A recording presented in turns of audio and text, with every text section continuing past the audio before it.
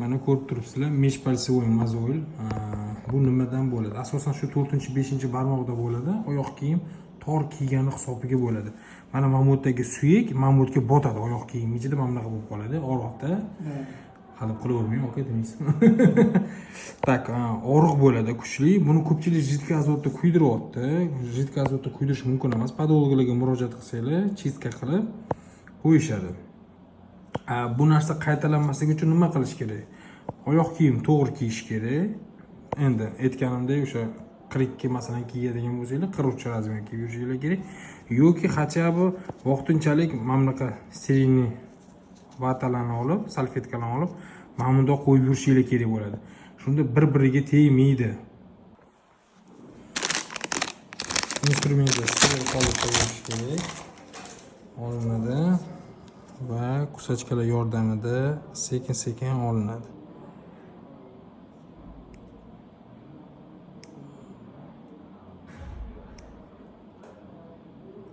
Oriq unaqa kuchli bo'lmaydi, chidasa bo'ladi. Mana hozir ildizigacha sekin boramiz endi.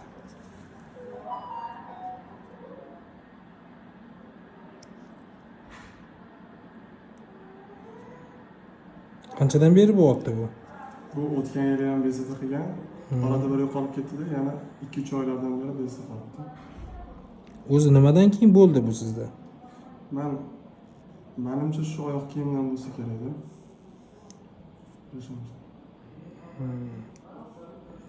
Lekin bu narsani bittada yo'qotib bo'lmaydi. Ko'pchilik xohlaydi, shu bir marta kesada bo'ldi. Yo'q, unaqa emas. Buni qilib qo'ygandan keyin bir martada ketmaydi. Ozgina vaqt talab qiladi. Kamida bizlarning ham oldimizga 5-6 marta kelishi mumkin.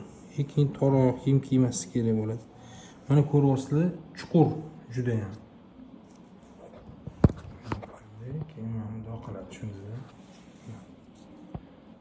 Mana ko'ryapsizlar, ildizi juda ham chuqur.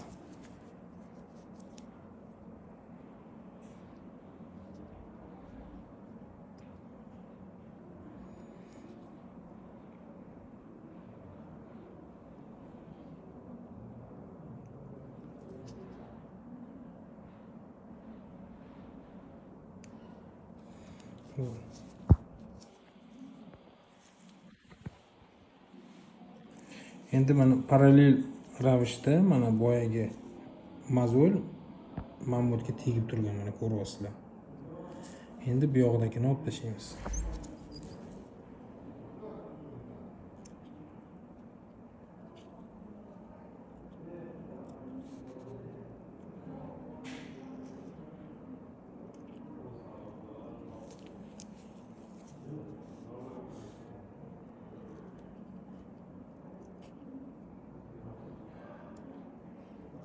Qanaqadir mazlari bormi deyishinglar mumkin. Yo'q, mazda yordam bermaydi bu holatda, faqat o'sha saniplastlar yordam berishi mumkin.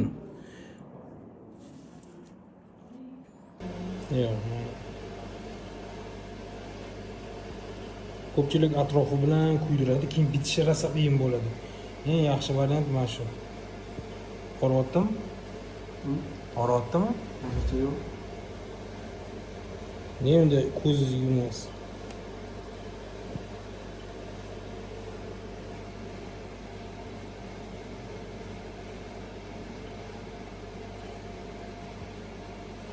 Mana hozirgi bemorimiz misolida ko'rdinglar. Agar shunaqa holat bo'layotgan bo'lsa, bemalol bizga murojaat qilsanglar bo'ladi. Dальнейшем bunaqa bo'lmasligi uchun to'g'ri oyoq kiyim kiyish kerak, ya'ni o'zingizlarning razmerlaridan bir razmer sal katta kiyishingiz kerak bo'ladi. Yoki tor bo'lmasligi kerak uchun. Sog' bo'linglar, charchang.